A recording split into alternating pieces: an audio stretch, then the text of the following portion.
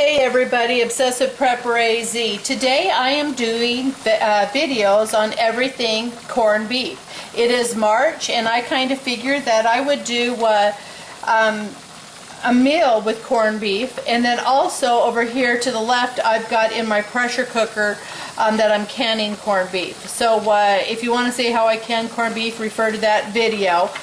So that's what you hear, the noise in the background. And and then my corned beef that I've got the extra. So what I've done here is I've got some water almost to completely cover. I'm going to go ahead and in that water mixture, I'm going to add 2 cans of beef bouillon. I just like to add it because of the extra flavoring that I can cook into the meats. Now you don't want to add your vegetables or anything to that yet, because what you're going to do is you're going to bring this up to a boil. And what you're going to find out if you've never cooked corned beef before is all this fat that's in this corned beef will bring up a foam, almost like a dirty foam, to the top of your pot here. What you're going to want to do is take that off the stove and get a slotted spoon or something, and you want to pull all that nasty fat out. So, but what I add to that mixture is my 2 cans of beef broth, and then I love Knorr products. This is the Knorr beef bouillon, and I just kind of eyeball it. I'm going to call it probably, can't get it out. 2 tablespoons. I'm going to call it 2 tablespoons of beef bouillon. Then what I'm going to also add to this is, I'm going to call that, because these are all broke up, bay leaves is what this is. Probably close to 3 bay leaves. This is a seasoned peppered medley mix. And I just eyeball. I am so bad at doing measurements, things like that, but you know, that's probably 1 tablespoon, 2 tablespoons, 3 tablespoons. And that's a garlic, pepper, just a medley of different things, but it's a pepper medley. Then this is garlic salt. Love my garlic salt. I'm going to say that I'm going to add, that's a heaping tablespoon of garlic salt. And then with the same, I'm going to add equally to that, well, that's a little bit too much, and that's sea salt. So what I'm going to do is I'm going to get this up to boil status, and then when it's ready for me to start skimming it so I can show you the fat on top, I'll bring you back.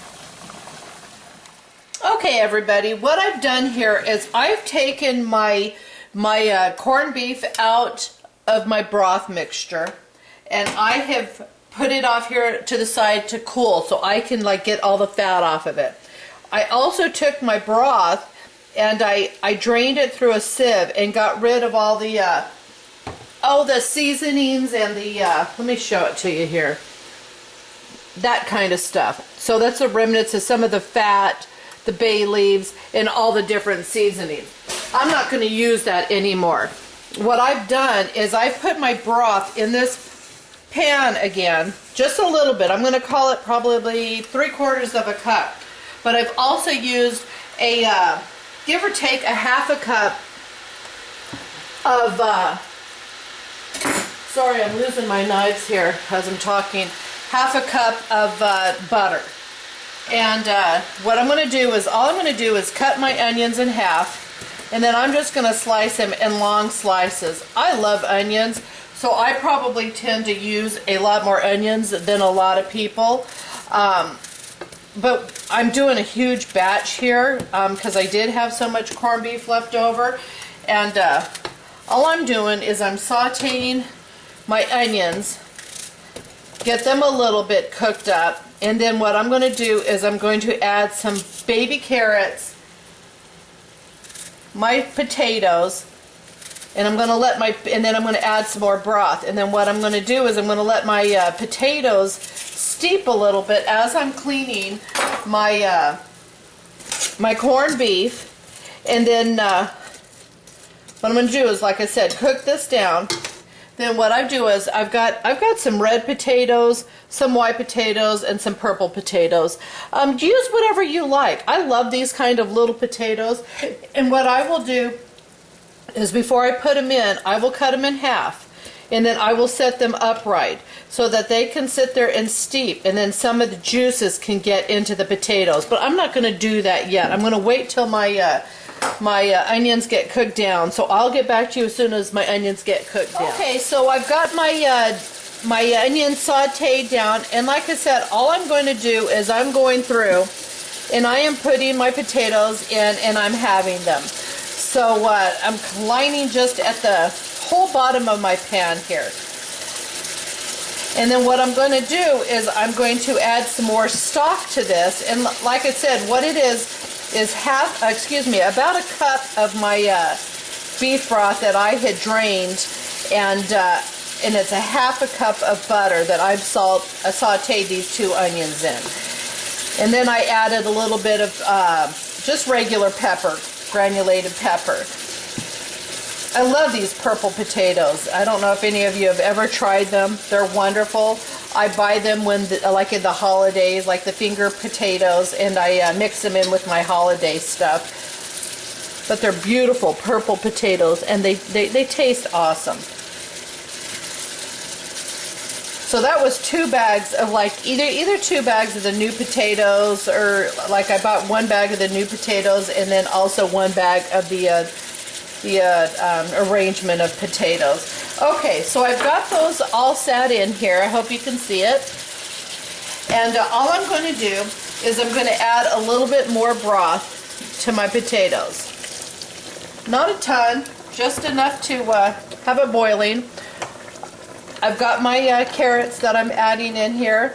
That was probably 2 cups of carrots. And then I've got my seasoned pepper mix that I've got. It's just a medley of peppers, and then a little bit of garlic also mixed into it. And when I do corned beef and cabbage, I love peppers in it. That's the basis of it, and I just love it. And then also I'm going to add a little bit more of my garlic salt. Okay, now what I get into now that is my home canned stuff. This is the coleslaw mixture that I've got canned. That I've dehydrated. That's how well the seal is that you get from the FoodSaver. And then all I'm going to do is sprinkle in some of this. And your coleslaw mixture has some red cabbage in it, your regular cabbage. Now the difference between this is the cabbage, the slaw mix that you buy already made in the packages from the grocery store. I've got a video out on it. And all I did was dehydrate it. I steamed it first. I show you how to do it. Then I dehydrate it.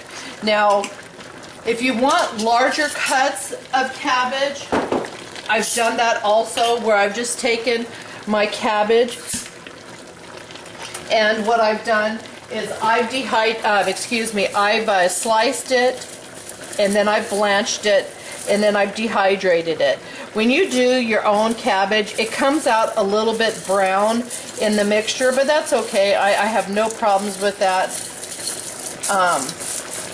So I'm just gonna, it's like a half a jar. I'm doing a lot of cabbage, but again, I'm doing a large meal here. Okay, so now what I'm doing is I'm taking my broth and I'm mixing it back in here. And this is all the broth that I had. I'm using all of it other than what I got rid of all that little remnants of stuff. And so my potatoes, my cabbage. Now what I'm going to do is I'm going to go ahead and throw my lid on this, and I'm going to let it cook down. Because it is dehydrated cabbage and coleslaw mix, I might end up having to add some more water to it. I'll see as it goes.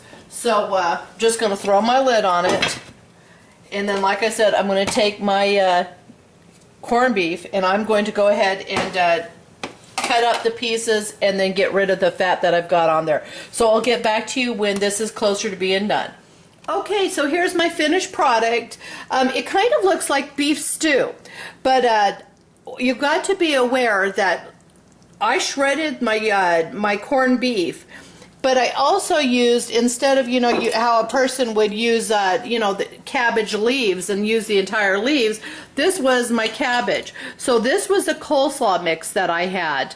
And this was my cabbage. So I have a video out on how I do how I did the coleslaw mix. So look for dehydrated coleslaw. But the cabbage is the same way. This is 2 quarts of cabbage that I put into this mixture. And you know, it just looks a little funky because it's shredded cabbage. But I'm telling you what, I've tasted this. Oh my gosh, when you pat yourself on your back every time you taste it and you say this is awesome, you know you did a good job. There's no questions, there's no ands, ifs, or buts about it. This is an awesome, awesome corned beef and cabbage, and this is with your cabbage that is food storage. So anyways, give this meal a try. This all started because of that right there. I decided that I was going to do canned corned beef. So if you are looking at this video and you see it's corned beef, if you want to learn how to can, by all means, try it. Instead of having to boil it, you've already got it made. All you've got to do is mix in your coleslaw or your cabbage, your potatoes, your carrots, whatever you want. But like I said, give this a try. I can't even tell you how excellent this turned out. May look a little different, more like stew than a corned beef and cabbage, but and the only thing that I did that you did not see me do was I added a little bit of ultra gel in it, and it's an instant modified food starch, no GMO, gluten-free, and I love this stuff. If you can find it, you know, I'm sure there's other products just like it, but it's similar to cornstarch, but you don't have to mix it with water. And what I really wanted off of this by using that is to have more of a gravy base versus runny. I wanted my juice to stick to all of my product. Again, you know, you can see like the cabbage that's mixed in there. It's just smaller cuts. But I'm telling you what, this stuff is awesome. So give it a try. I hope you enjoy. If you like it, please rate me and thumbs up. Have a great day.